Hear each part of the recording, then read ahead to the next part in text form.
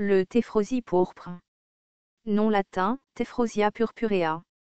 Famille, Fabacées. Nom commun, Téphrosie pourpre. Propriétés thérapeutiques. Rafraîchissante, désobstruante, cordiale, diurétique, laxative, tonique, purificateur de sang. La racine est amère, anti-allergique, anticarcinogène, anti-lipide peroxydant, immunomodulateur, hépatoprotecteur, antimicrobien, anti-inflammatoire. Parties utilisées, racines, graines, feuilles et écorces. Distribution. On le trouve dans les sols pauvres, dans toute l'Inde, au Sri Lanka, aux Philippines, pantropique. Botanique. La téphrosie pourpre est une légumineuse arbustive érigée, annuelle ou vivace atteignant une hauteur de 40 à 80 cm, parfois plus.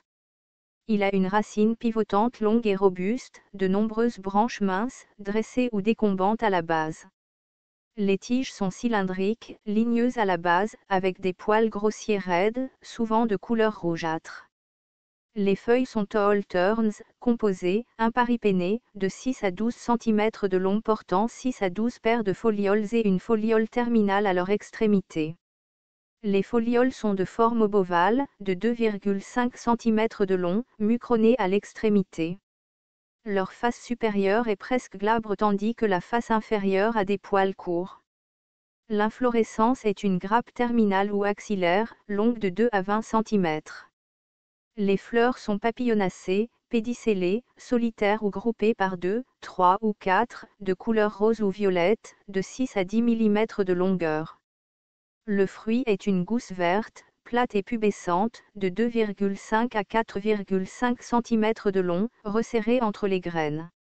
La gousse devient brun clair à maturité et s'ouvre pour former des graines. Les graines sont lisses, tachetées, de couleur jaunâtre à brun foncé ou noir, aplaties, ellipsoïdes, d'environ 4 mm de long et de 2,5 mm de large. Utilisation culinaire. Les graines sont utilisées comme substitut du café. Les racines sont utilisées pour aromatiser le lait. Médecine rurale.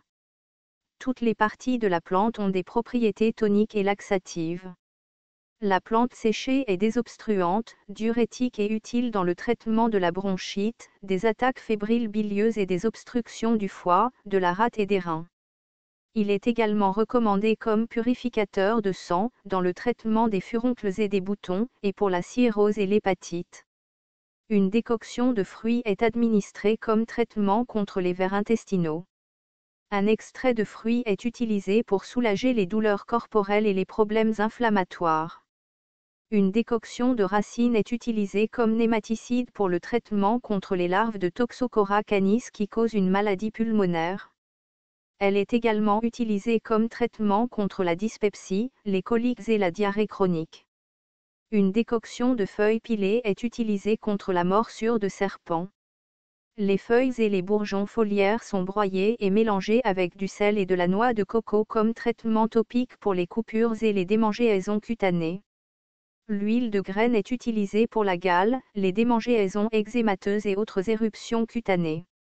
Autres. La téphrosine des feuilles et des graines paralyse le poisson.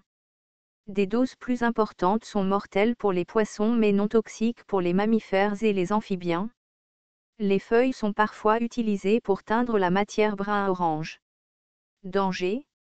La plante contient des roténoïdes et a été utilisée traditionnellement comme poison pour les poissons, mais a une toxicité relativement faible pour l'homme.